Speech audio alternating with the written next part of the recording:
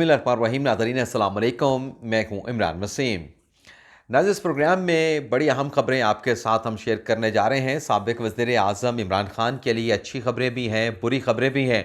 और जो बुरी खबरें हैं साबिक़ वज़ीर आज़म इमरान खान के लिए, उसमें एक ऐसी बुरी खबर है कि पंजाब के इंतखाबात की पोलिंग से पहले पाकिस्तान तहरीक-ए-इंसाफ़ और साबिक़ वज़ीर आज़म इमरान खान को एक बड़ा झटका लगा है।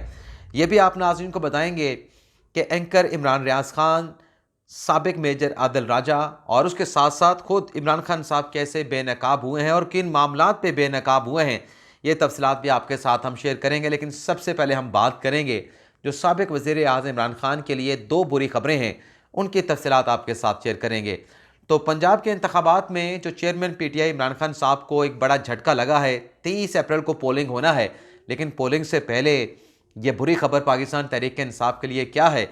तो ख़बर नाज़रीन ये है कि आज पाकिस्तान तहरीक-ए-इंसाफ़ के एक डेलीगेशन है, जिसकी सरबराही साबिक़ वज़ीर ख़ारजा शाह महमूद कुरैशी साहब कर रहे थे, इस्लामाबाद पहुंचा और chief election commissioner Sikandar Sultan Raja के साथ PTI के उस डेलीगेशन की एक अहम मुलाकात हुई।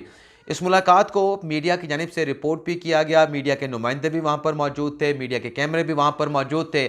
और इस मुलाकात के बाद शाह महमूद कुरैशी ने मीडिया के साथ गुफ्तगू करते हुए chief election commissioner Sikandar Sultan Raja के साथ होने वाली इस मुलाकात को अपने लिए, पार्टी के लिए, इमरान खान के लिए तसल्ली बख्श करार दिया।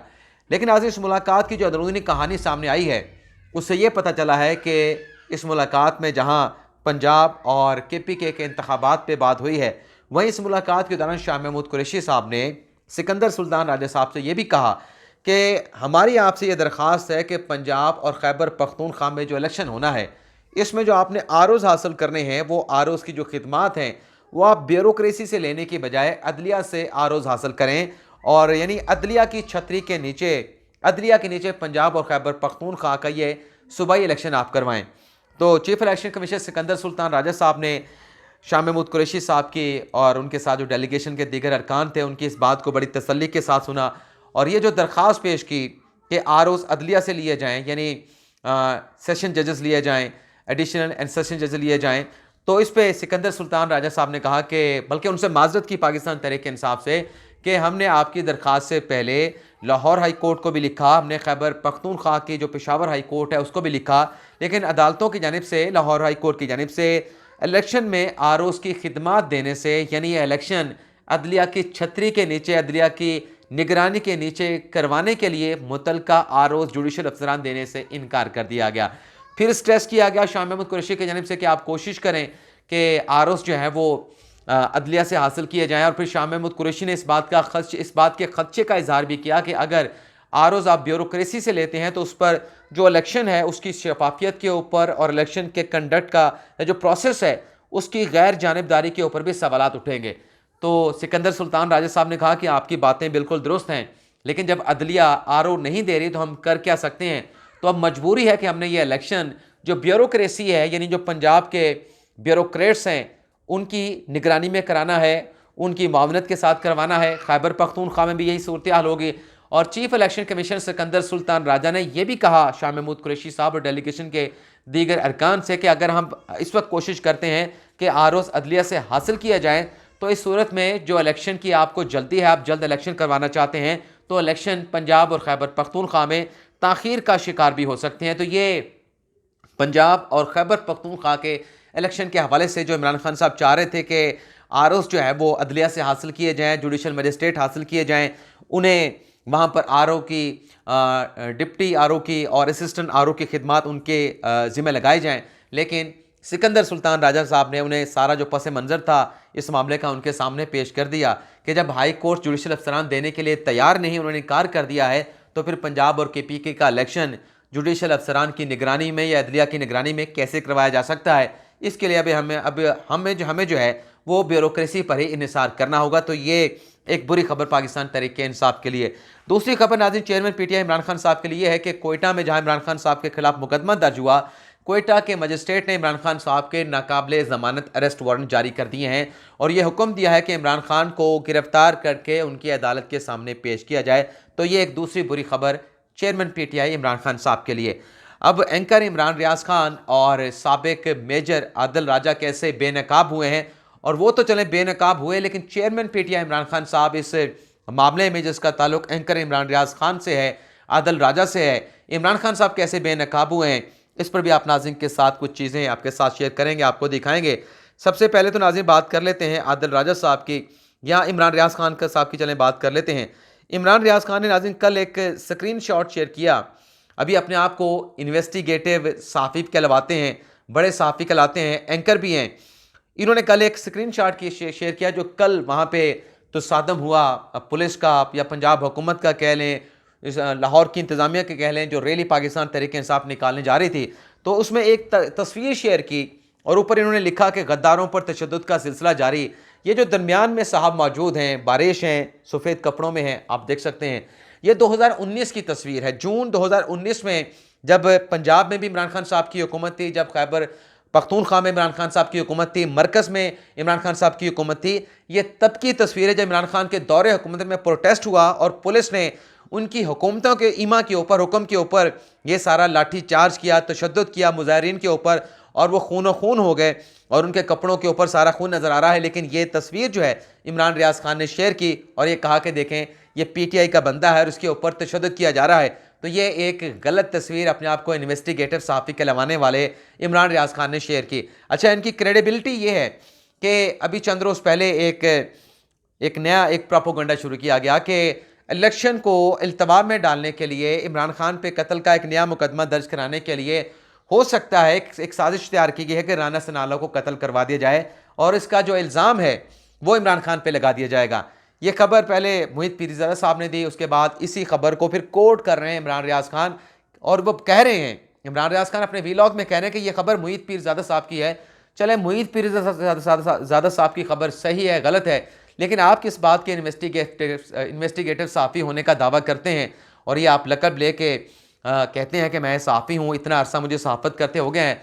तो आपने क्या मोहित पीरज़ादा साहब की उस खबर की तस्दीक करने की कोशिश की? आपने तो सिर्फ वीलॉग में ये बता दिया कि मोहित पीरज़ादा साहब अपने वीलॉग में बता रहे हैं कि उनके जो सोर्सेज हैं वो बड़े क्रेडिबल हैं और वहाँ से उन्हें यह पता चला है मोहित पीरज़ादा को कि ऐसी साजिश बनाई जा रही है कि राना सनाउल्लाह को मरवा दिया जाए और उसका इल्ज़ाम इमरान खान पर लगा दिया जाए। तो इमरान रियाज खान जो इतने बड़े सहाफ़ी बनते हैं, एंकर बनते हैं, उनकी अपनी क्रेडिबिलिटी है कि माजी में वो कहते रहे कि हमें शरीफ ख़ानदान के खिलाफ जो शवाहिद दिखाए गए वो हमें बाजवा डॉक्ट्राइन में दिखाए गए, बाजवा डॉक्ट्राइन ने दिखाए या बाजवा ने दिखाए, बाजवा के नीचे काम करने वालों ने दिखाए। तो ये इनकी इन्वेस्टिगेटिव जो है वो सहाफ़त है। तो कल भी इसी तरीके से इन्होंने मिसलीड करने की कोशिश की, गलत इंफॉर्मेशन पास ऑन करने की कोशिश की, लेकिन इनका इंकिशाफ हो गया, बेनकाब हो गया। लेकिन आदिल राजा साहब ने क्या किया वो भी आपको दिखा देते हैं, लेकिन उससे पहले खान साहब की भी बात कर लें। कल के इसी एहतजाज के हवाले से खान साहब ने भी एक वीडियो शेयर की और उसमें कहा खान साहब ने, वो जो बदकिस्मती से या जितनी भी उसकी कंडमनेशन की जाए, मजम्मत की जाए कि जो पीटीआई के एक कारकुन ज़िले शाह साहब अली बिलाल साहब का इंतकाल हुआ, उनके ज़ाहिर सी बात है कि अभी जो पोस्टमार्टम रिपोर्ट आई है उसमें भी कहा गया कि तशद्दुद हुआ है, तशद्दुद के नतीजे में उनकी मौत हुई है। तो जो भी ज़िम्मेदारान हैं वो सामने आने चाहिए, इन्वेस्टिगेशन होनी चाहिए। लेकिन कल इमरान खान साहब ने वीडियो शेयर की कि वो ज़िले शाह साहब जो हैं उन्हें पुलिस गिरफ्तार करके अपनी गाड़ी में लेके जा रही है और उसके बाद उनका कत्ल हुआ है। तो वो जो वीडियो खान साहब शेयर कर रहे थे वो कल की नहीं थी, वो कल की नहीं थी, बल्कि जब इमरान खान साहब ने लाहौर से जेल बरोद तहरीक शुरू करने का ऐलान किया था वो तब की फुटेज थी। लेकिन खान साहब ने भी वो कल की उस रैली के साथ मनसूब कर दी, पुलिस के पुलिस और पीटीआई के कारकुनान का जो तसादम हुआ उसके साथ मनसूब कर दी कि कल की वीडियो है। तो खान साहब भी कल भी अपने इस ट्वीट के हवाले से बेनकाब हो गए कि पुरानी फुटेज को शेयर कर रहे थे। अब आदिल राजा साहब ने क्या किया? आदिल राजा साहब ने नाज़रीन ये किया है कि कल जो परसों इस्लामाबाद हाई कोर्ट में समाअत हुई जिसमें जस्टिस आमिर फारूक साहब के अदालत में इमरान खान साहब जो चाह रहे थे कि वो अदालत में पेश नहीं हो सकते और जो नॉन बेलेबल अरेस्ट वारंट हैं जो डिस्ट्रिक्ट एंड सेशन अदालत ने तोशाखाना केस में इमरान खान के जारी किए हैं, उसमें इमरान खान साहब के वकील ये कह रहे थे कि इमरान खान पर वज़ीराबाद में कातलाना हमला हो चुका है, उन पर और भी कातलाना हमला हो सकता है। तो इस पर चीफ जस्टिस आमिर फारूक साहब ने कहा कि जान अल्लाह की अमानत है, एक दिन देनी है। तो ये इन्होंने इस तरह से लिख के ट्वीट किया। अब इनको ये जो सारी बातें हुई इसका कॉन्टेक्स्ट नहीं पता, इसका एंगल नहीं पता कि किस पैराए में सारी बातें हो रही थी, गुफ्तगू हो रही थी, लेकिन इन्होंने साथ में ऊपर ये कैप्शन दे दिया कि जहां वीलॉग जैसे जज हों वहां ऐसे रिमार्क्स आते हैं। अब इस बंदे को जो कहता है कि मेरे खामोश ज़राए हैं फौज में, आईएसआई में जो मुझे खबरें देते रहते हैं और इस बंदे को लोग इतना सुनते हैं कि जितना झूठ बोलता है उतने इसके सुनने वालों की तादाद बढ़ती चली जाती है। क्योंकि यहाँ पे हमने ये देखा है कि जो सच है उसको लोग इतना पसंद नहीं करते, जहाँ मिर्च मसाला है, जहाँ झूठ है, बेबुनियाद इल्ज़ामात हैं और कोई इसका सबूत नहीं है। आदिल राजा साहब, आपने जितने भी इसने दावे किए हैं, कभी कोई इसने डॉक्यूमेंट्स आपको दिखाया है? कभी कोई डॉक्यूमेंट्स नहीं दिखाया। एक इन्होंने दावा किया ख़वातीन एक्ट्रेस से मुतल्लिक, और जब उन ख़वातीन एक्ट्रेस ने अदलिया से रजू किया और इसे डेफामेशन में अदलिया में लाने का, खींचने का उन्होंने कहा, तो आदिल राजा साहब ने एक दिन कह दिया कि मैंने तो जो अपने इनिशियल्स बताए थे उसमें तो इन ख़वातीन के एक्ट्रेस के मैंने नाम ही नहीं बताए। तो दूसरे दिन उन्होंने सरेंडर कर दिया, अपनी बात से पीछे हट गए। लेकिन आज तक जो बातें इन्होंने की हैं, इन्होंने कोई सबूत नहीं दिया।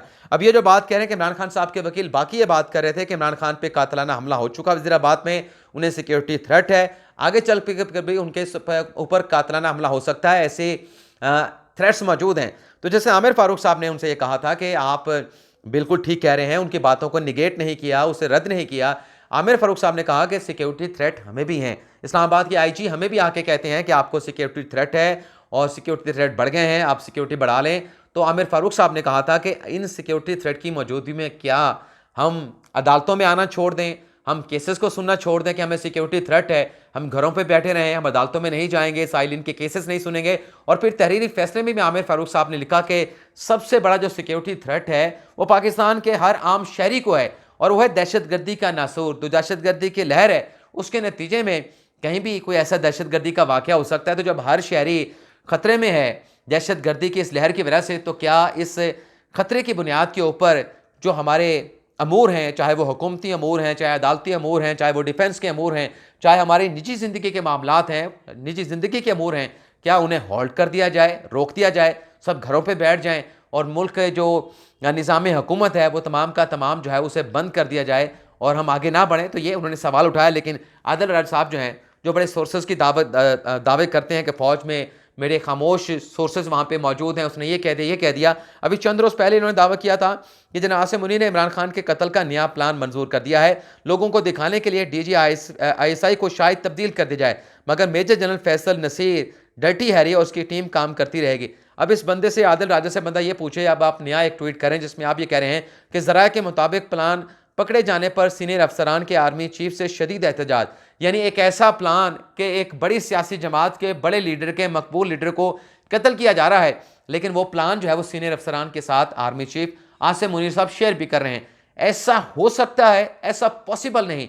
ऐसा अगर प्लान हो भी सही, कोई अगर बंदा बनाता है, वो एक बंदे से ज़्यादा शेयर नहीं किया जाता कि हमने ये करना है, फलां करना है। लेकिन यहाँ पे आदिल राजा साहब कह रहे हैं कि ज़राए के मुताबिक, कौन से ज़राए कोई पता नहीं, ज़राए के मुताबिक प्लान पकड़े जाने पे सीनियर अफसरान के आर्मी चीफ से शदीद एहतजाज और फ़ौज में बगावत की धमकी पर, यानी फ़ौज में बगावत की धमकी दे दी है उन अफसरान ने जो प्लान में पहले शरीक थे कि हमारा प्लान एक्सपोज हो गया है, उन्होंने बगावत की धमकी दे दी है। बंदा इस शख्स से ये पूछे कि आर्मी चीफ के पास इस तरह अख्तियार होता है कि उसको पता चल जाए कि ये बगावत करवा सकता है, ये फ़ौज के अंदर फूट डलवाने की कोशिश करता है, एक ऑर्डर से वो तमाम के तमाम अफसरान अपनी नौकरियों से फारिग हो सकते हैं। लेकिन ये ऊट पटांग जो बकरा है वो बिक रहा है, वो बिक रहा है, लोग सुन रहे हैं, लेकिन कोई भी ये नहीं पूछ रहा कि भाई इसमें हकीकत क्या है, इसमें सच्चाई क्या है, इसका डॉक्यूमेंट क्या है, इसका सबूत क्या है, इसकी लॉजिक क्या है, इसके पीछे आपके पास कोई डॉक्यूमेंट्स, कोई दस्तावेजात हैं? कोई पूछने को तैयार नहीं। लेकिन जो दिल में आ रहा है ये भाई मेरा कह जा रहा है।